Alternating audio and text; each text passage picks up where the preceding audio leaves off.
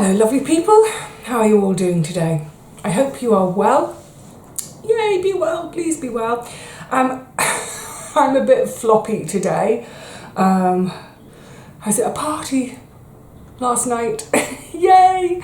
Yeah, a friend had a birthday. Oh, it's Kai. You've seen Kai from time to time in my videos in the garden. She's the art photographer. So you might have seen her on my plot putting up pinhole cameras and things like that. But yeah, it was her birthday and they'd hired the room above one of our pubs. Gorgeous room. It's a lovely room for a do. It feels very Georgian somehow. It's quite dark and cosy. It's the same room that my friend Catherine hired for their wedding reception. I do like a night out when it's local. I can just walk there and walk home. Anyway, it was a lovely evening, but I'm so tired. I mean, I didn't go mad with drinking, not at all, but just, I don't know, lots of energy. It was lovely. Anyway, so I'm going to pep myself up today with hopefully a lovely bowl of soup. It's a soup I haven't made before, and as I mentioned with my shopping, using a couple of veg that I don't generally cook with, the turnip and the swede. I say don't generally. I don't think I've ever cooked with either, which is crazy that they're such British staples in the winter. So I thought I'd give this recipe a go, and I've taken the recipe from the Soup for Everyday book by the New Covent Garden Food Company. Probably very familiar to most Brits. I don't know when they established this company established, but they sort of burst onto the scene with fresh soups to buy from the supermarket. So rather than tinned soup, it's fresh soup in a carton. And I think it was the first of their kind. So it was always a bit sort of like, oh, you were a bit posh if you had a Covent Garden soup for lunch rather than a tinned soup. Bit pricey. I think I probably have had them. I seem to remember they were around when I was in the bookshop, so in the noughties. But anyway, lovely soups. This book is 365 of our favourite recipes. It does include a few recipes which are not vegetarian. However, the vast majority are either vegetarian or vegan, or can be made vegan. So it's a book I've had in my hand 4 or 5 times in the last few years, and every time I find a copy I put it into my shop and sell it. And that's the whole point of my shop. And then I found another copy and I thought, hang on a minute, I'm going to have a proper look at this. And there are so many recipes, I thought, ooh. Now, I've got quite a large repertoire of my own soup recipes, probably, I don't know how many there are. On my channel, people often ask, oh, can you share the recipe? They're all on my channel already. So if you look at the In the Kitchen playlist, if you click on that, it brings up a sidebar. Scroll all the way back to the beginning, all the way. I don't know how many videos are on that actual playlist, but of all the videos on there, there must be 30 plus recipes. Anyway, so I've got quite an extensive repertoire of my own soups that I just put together myself and make regularly. But when I saw the book, I thought it's always fun to try new things, or even if you don't follow a recipe exactly, to let it just inspire you. So that's what today is all about, is just trying something new. 2 vegetables I don't cook with. I don't know how I'm going to feel about it. I don't know how I'm going to enjoy the taste, but it's a fairly frugal recipe. So I've done all the costings. We'll come to that at the end. And of course the other, now over my shoulder, can you see? That's some carrots out of the freezer, because I just checked the recipe again this morning and realised I don't have any carrots. I don't have any fresh carrots. Ooh. So I've grabbed some out of the freezer. And on the subject of the freezer, don't worry, it's a very short recipe today, so there is a little bit of time to chat just now. Yeah, on the subject of the freezer, I've been asked over and over again, show us in your freezer, Vivi. It's like, I don't know why you want to see inside my freezer, but okay, I'll show you inside my freezer. Which it's kind of a bit sad in a way, because there's very, very, very little produce in there from the garden now. I'm really down to scraps, but I'll show you the freezer. You want to see the freezer? I'll show you the freezer. What else to say? Yes, and of course, just to mention again, the stock powder I use, the bouillon. Soups are so quick and easy, aren't they? And you know, following on from when I was mentioning with the wartime homemaking video, there was one recipe there, wasn't there, when I said that, you know, they were just using water. Of course, you can use just water. If you're really, really broke, just use water. But I love to use a good stock, and for me, this is good stock. I've written on the side, I've even costed out the stock, that buying this size, it works out at 27 pence a litre. There are smaller size pots you can buy, but of course the cost goes up a bit. There's a massive one you can buy. It comes in a big tub, sort of a square tub, and I think that would cost out at about 21 pence a litre. And I'm just thinking now, actually, because the freezer is so much emptier these days, I could probably get one of those big ones, because I'm not going to do that now, am I? Because then it's going to come out of the freezer when I move house. Once I've moved, I can think about getting the really, really big one and keeping excess in the freezer, you know, to keep it to last. Anyway, so that's my stock of choice. Was there anything else I wanted to mention? Yes, one final thing. After I'd come home from my shopping, do you remember I said I'd forgotten to get any greens? I was an idiot. I couldn't be bothered walking all the way back to Lidl, but I did just pop out to I've got a greengrocer, not my Turkish supermarket, I've got a greengrocer much nearer to me, to just have a look at what they've got and sort of prices. So they're quite a bit more expensive than Lidl, so I didn't buy anything, but I think I'm going to include it in next week's shop.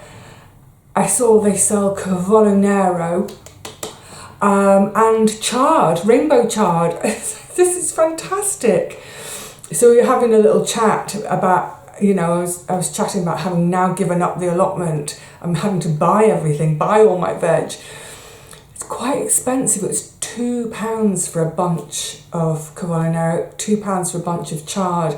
And I was thinking, two of the easiest things to grow. And at times I was giving it away, can't keep on top of it. And now I'm having to spend a couple of quid each time. But nevertheless, I am delighted that literally a stone's throw from my front door, I can get Cavolo Nero and rainbow chard, because none of my other supermarkets around here sell it. Again, it comes back to the fact that they're quite small ones, so the range is really diddy. I can't remember if I mentioned in the shopping one, but neither the Sainsbury's nor the Tesco's near me do Swedes or turnips. Anyway, right, that's enough of that. So we are going to make, let me show you which one we're going to do.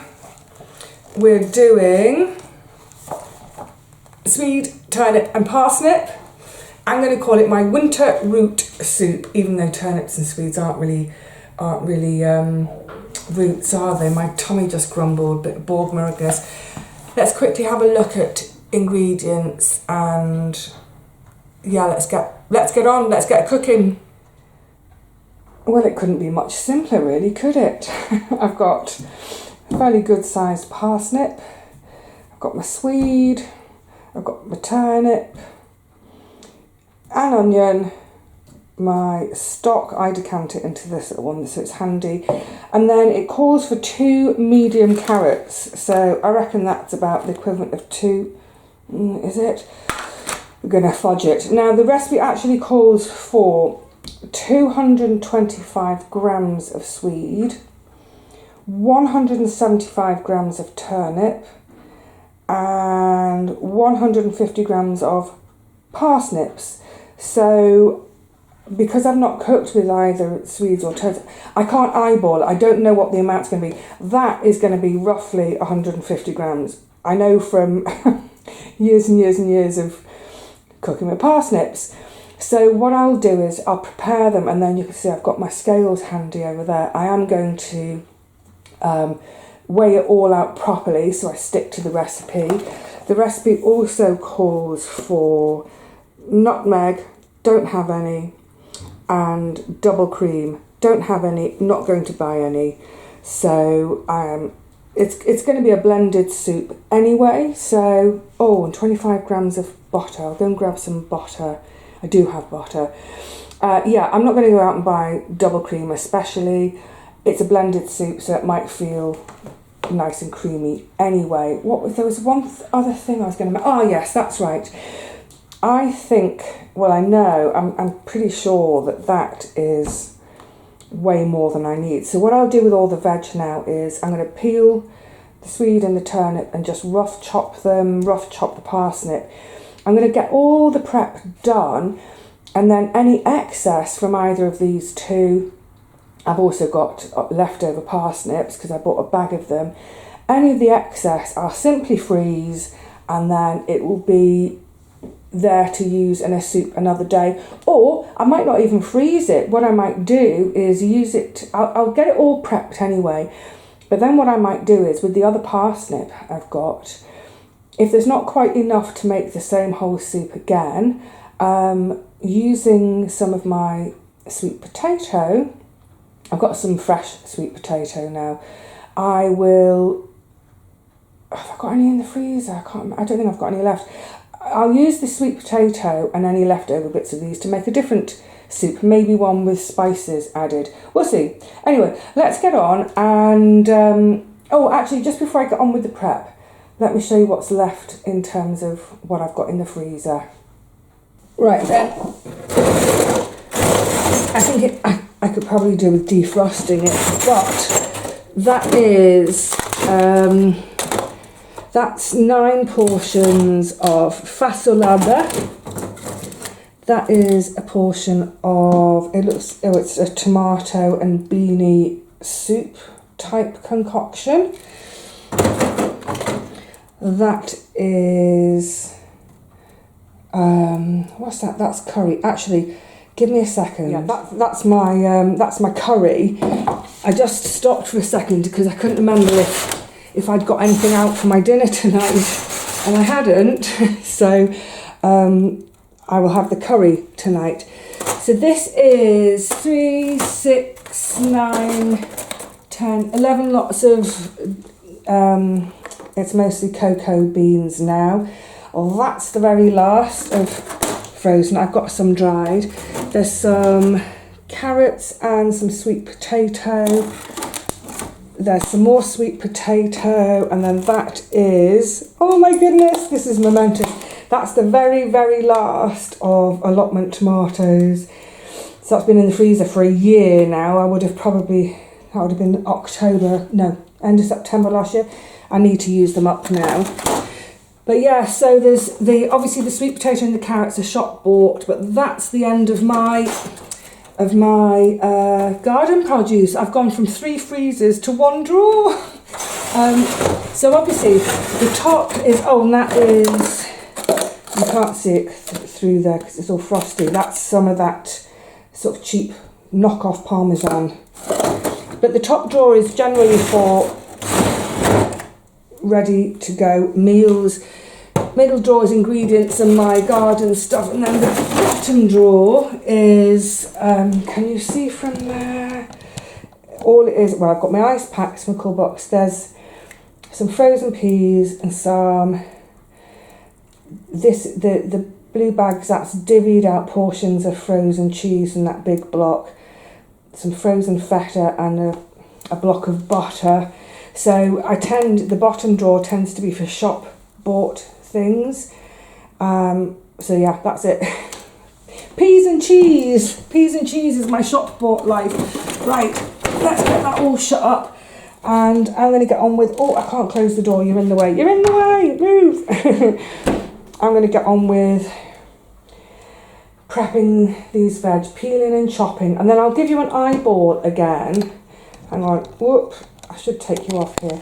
Yeah, I'll get on with peeling and chopping, and then once it's peeled and chopped, I'll measure it out, and then I'll give you an eyeball of it so you can get an idea of quantities, because I think sometimes, well, I don't know about you, I generally, I don't cook in terms of weighing things. Oh la la. I don't cook in terms of weighing things. I cook by eyeball. So yeah, I'll get it all peeled, chopped, and let you eyeball it, give you an idea of the sort of quantities we're talking. Oh. Let's chat and chop. The turnip, I've just peeled the turnip. It's got a lovely, it's got a really, what's that smell remind me of? It's got a brassica type smell. It's kind of, oh yeah, kohlrabi, that's another one I should try. Yeah, it's got a, I can't put my finger on it. It really reminds me of something and I can't put my finger on it. Maybe I've had turnip before. So yeah, just peeled it. Dead straightforward to peel. Rough chop, recipe says rough chop, so for now I'm just going to get it all chopped and then I can weigh it out. Actually, because the recipe says, what does it say again? 175 grams of turnips, because I think by the time it's been peeled it won't be far off that actually. So what I can do is chop it and chuck it in here.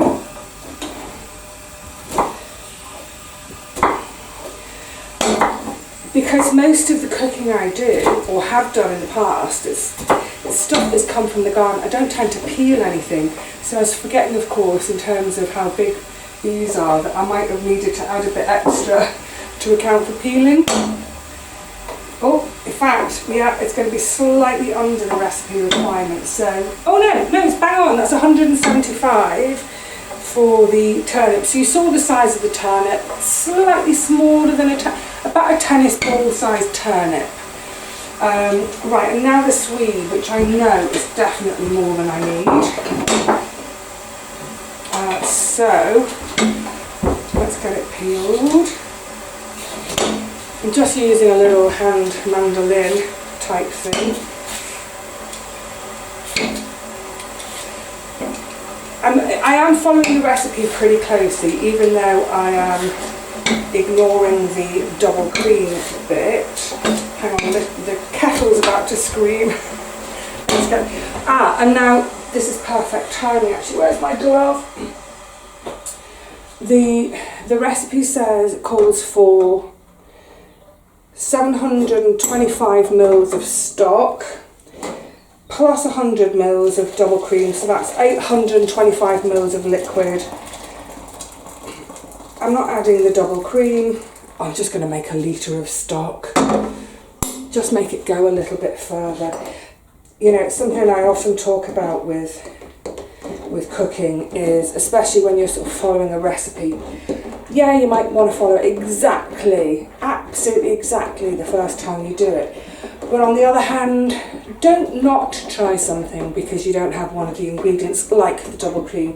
Don't think, oh, well, I won't try it because I don't have any double cream and I can't afford to buy any double cream this week, Give it a go, but just omit that one particular ingredient or substitute, etc, etc. So yeah, a little bit extra stock to make up for the fact that there'll be no double cream, and actually a little bit extra stock just to make it go further. I always think that if I've got a litre of stock and, you know, a good sort of 500 plus grams of veggies, that's probably going to do me 4 portions. Quite often I end up with 5 portions. Yeah, rattling through. Whoopla. Just while I'm doing battle with the Swede. Oh yeah, so also to say with things like the Swede and the turnip, some of you will know this better than me. Is there ever a time you would eat the skins? Would you ever prep them and leave the skin on? I like leaving skin on wherever possible, just because of getting those nutrients that are just under the surface, but also just in terms of waste. It's less waste, isn't it, if we keep the skin on? So I'm just putting all my skins over here for now. They might go to a friend's compost bin. I just can't bear to put... Come on. I need a sharper knife. Oh, crikey. I just can't bear the idea of putting veg peelings in the landfill bin. Making a meal of this, aren't I? Oh, good grief. That's tough to cut through. I do think I need a sharper knife. Now it's asking for 225 grams. Oh, Vivi, you've only gone and got... That's perfect. I'm doing it all spot on. So half of that is 225 grams.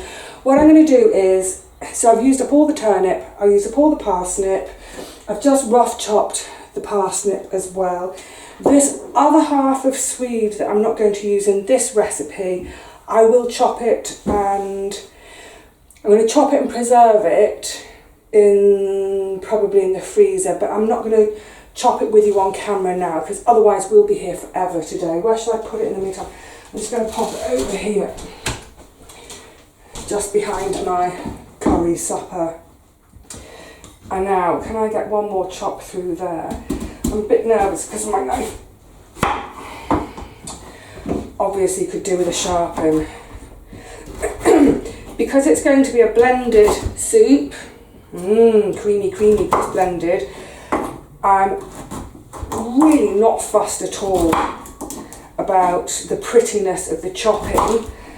I'm just going to do them so that they're sort of equalish sized, because then hopefully they'll cook at about the same rate. So I think I know what the instructions are going to be, even without looking. I think it's going to suggest that I melt some butter in a heavy bottomed pan, chuck in my chopped onion, because it's the basis for pretty much any soup, isn't it? Let that soften. I don't want it to darken, I don't want it to burn. Let it soften for about 5 minutes, then add all the veggies and the stock. Let's see if I'm right. Melt the butter in a saucepan. Add the onion, carrot, swede, turnip, parsnip, cover and cook gently for 10 minutes without browning. So I'm going to add all the vegetables. Right, well, it just goes to show you I don't know everything about soup making. That seems a bit odd to me. Right, let me get the onion and other bits ready, and then we can put it all together and see what kind of soup we get. Right, well, that's the butter melted. I've got it on the lowest heat, but even so, I'm a bit, that's the onions going in. I'm a bit nervous about leaving them all in just a tiny amount of butter for 10 minutes. Are they going to burn? So this is the swede chunked up, and then followed by the parsnip. What's lovely is the parsnip has got that real kind of, almost spicy aroma, and then that's the turnip. Just beautiful white flesh, that, isn't it? It smells green. It is bizarre. It smells like greens, like brassicas. So you've got that kind of, that earthy, I mean, I haven't tasted it yet, but the earthy aroma of the turnip, then that kind of spiciness from the parsnip, and then, of course, finally, I'm just going to take the temperature back down, the carrots and their lovely sweetness. So yeah, I think it should be a nice, fiddlesticks, a nice combo. Now the other thing is, I should have looked at the recipe first, shouldn't I? Because the fact that it says to not add the stock for 10 minutes, I've made my stock already. So I've just put a saucepan lid on it to just keep some of the heat in. I don't know, I don't know that I want to leave this for 10 minutes. I'd be really paranoid that it's going to all catch, because there's just nothing in there really, in terms, you know, there's nothing in the bottom rather than a tiny amount of butter. So I might check this in 5 minutes, and if I'm feeling too nervous, I'll chuck the stock in, and then the recipe says, and then it's just very straightforward then. Bring it back to the boil, simmer for 15 to 20 minutes, or essentially until the vegetables are tender. So after about 15 minutes, I'll find the biggest chunk of swede and see if it's tender. If not, let it roll a little longer. Oh, I just made a note to myself over here. Hang on, let me bring you all back up a bit so we can chat and talk. So I look straight into the viewfinder. Having just had a squiz in the freezer with you all and pulling out that curry for tonight's supper, I then thought, what I should also do tonight is, I've got that one out now, never mind, is to batch cook some curry. So get 2 pots of curry on the go, so I can whack get a load of curry in the freezer as well. Right, I tell you what we'll do, while that's not doing anything, let's talk about costings for this soup. It does feel really odd to me to put all the vegetables in at the same time in that tiny little bit of butter. I think if I like the flavour of this soup, because this is what it's all about, this book and trying this recipe today, is it's trying different flavour combinations of things that I've not done before, things that I never think to do. I never think to buy a turnip. Actually, as well, the turnip was the expensive bit of this recipe. Anyway, the point I was trying to make is that if I like the flavour combination, then yeah, I'll do it again. But I think I might just sweat my onions in that butter first. That's kind of what's normal to me. I don't know, just follow the experts, what they say, or it doesn't matter. It's fun to experiment. Right, so costings. And when I sat down to do this, actually the turnip was a shock, because, as I've so often said, buying in season ought to be the most frugal way to eat. Excuse me. I was determined to try it with the proper recipe. I think, though, that in future I might leave the turnip out and put something else in, sweet potato, because the turnip's the expensive bit. So anyway, the total cost, and this should do 4 portions. I've slightly underused the stock, so I've done it for 20 pence. The butter, 18 pence. The onion, 16 pence. The swede, 16 pence. The turnip, 70 pence. That's the expensive bit, see what I mean? The parsnips, 25 pence. So obviously I bought bigger, I bought more or whatever, so I've worked it out when I bought the original product, how much it weighed, how much I'm using for the recipe, and extrapolate a little tiny fly. So extrapolate that down to give me costs for the recipe. Parsnips, 25 pence, turnip, 70 pence, swede, 16 pence, onion, 16 pence, butter, 18 pence, stock, 20 pence. Now, with the butter, what I haven't done for ages, haven't looked into it, is the cost of oil. So if I'd use, say, a tablespoon of olive oil rather than the butter, would that bring it down a little bit more? Possibly some of the cheaper vegetable oils might bring it down. But in any case, what I'm making today has cost £1.65.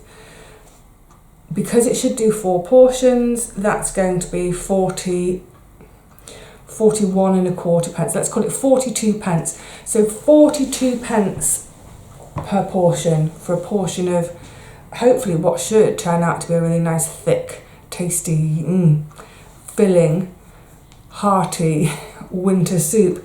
We'll see. Obviously we're going to do the taste test. But I think 42 pence for a portion of soup, that's not too bad. It's not the cheapest I've ever made, but then I'm not using my own veg anymore. Parsnips can be a bit hit and miss trying to grow them yourself. Onions, dead easy to grow yourself. turnips and Swedes, I don't know how easy they are to grow yourself because I've never grown them.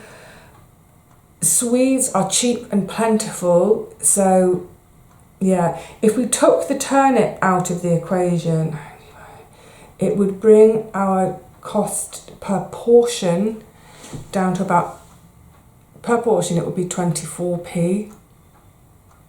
24, a bit less than that, 23 pence. It would be 23 pence a portion for this soup if we weren't using the turnip. Oh, you know what I've not included on here?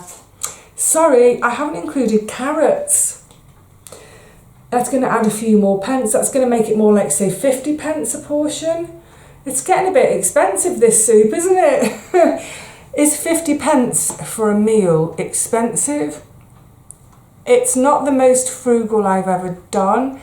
I don't think it is expensive. I think it's at the high end of budget. Take the turnip out, it would be back into proper frugal territory. But never mind any of that. Let's wait for it to cook. I'm going to go and check on it. I'm paranoid about it all being in there with just a tiny, tiny slither of butter in the bottom to, you know, for it to cook in and not burn. So I'll get on with checking on it.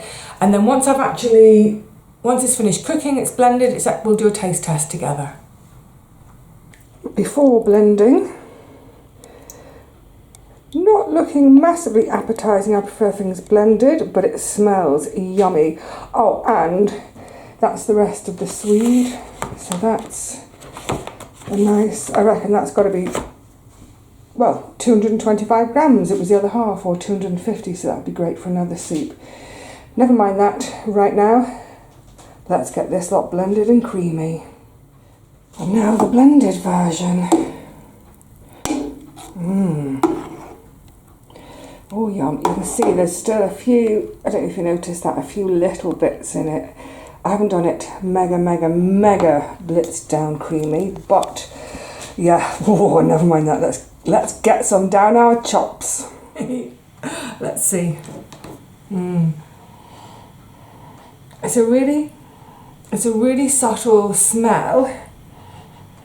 It's lovely. It smells warm. Now, obviously, after it's been blended at that stage, especially because it's cooled down a bit because you've popped it in the blender, that's the stage to add your double cream if you so choose, and you could reheat it. Also the stage to add seasoning to your taste.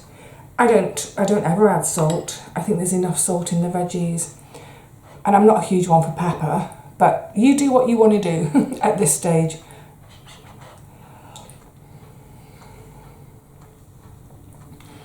Wow, it's sweet. Sweet, not Swede.